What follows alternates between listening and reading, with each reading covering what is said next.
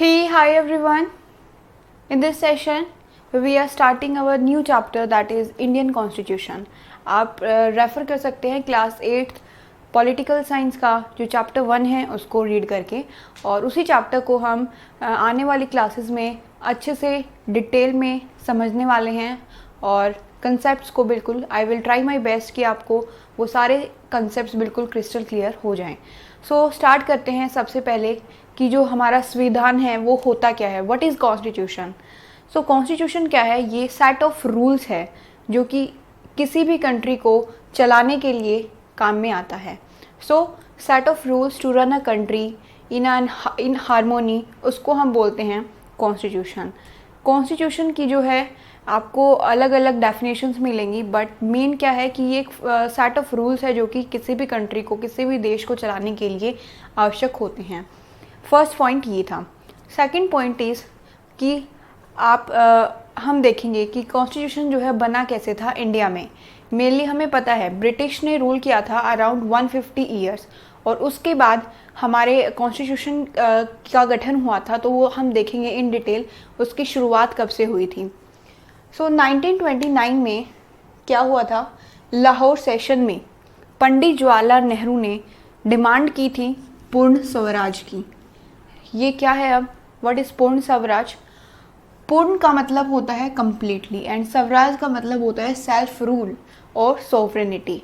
So self rule के लिए जवाहरलाल नेहरू ने डिमांड की थी कि हमें पूर्ण स्वराज चाहिए ब्रिटिशर से।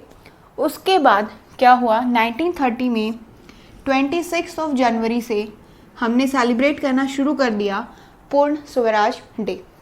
ठीक है, इसके बाद डायरेक्ट हम चलते हैं 1934 पे। तो स्टोरी में अब आ गया 1934। इस टाइम पे जो इंडियन नेशनल कांग्रेस थी उसने डिमांड की कि हमने एक कॉन्स्टिट्यूएंट असेंबली चाहिए अपनी, we want to make a constituent assembly. So उसके बाद दिसंबर 1946 में कॉन्स्टिट्यूएंट असेंबली का गठन होता है और फर्स्ट मीटिंग होती है, और ये मीटिंग्स चलती रहती है नवंबर 1949 तक, और इसमें अराउंड 300 मेंबर्स पार्टिसिपेट करते हैं। सो इस टाइम पीरियड के दौरान दिसंबर 1946 से नवंबर 1949 तक हमारे संविधान का गठन किया जाता है। सो आप देख सकते हैं कितना ज़्यादा टाइम लगा है हमारे संविधान को बनाने में, क्योंकि जो ये 300 मेंबर्स थे ये अलग अलग रिलीजन, कास्ट, और ये हम मतलब इनका ऐसा गठबंधन था कि ये हर एक बंदे के बारे में सोच सकते थे, मेजॉरिटी भी माइनॉरिटी भी, सबको ध्यान में रखते हुए इन्होंने हमें एक कॉन्स्टिट्यूशन प्रोवाइड किया है जो कि बेस्ट कॉन्स्टिट्यूशन है राइट नाउ।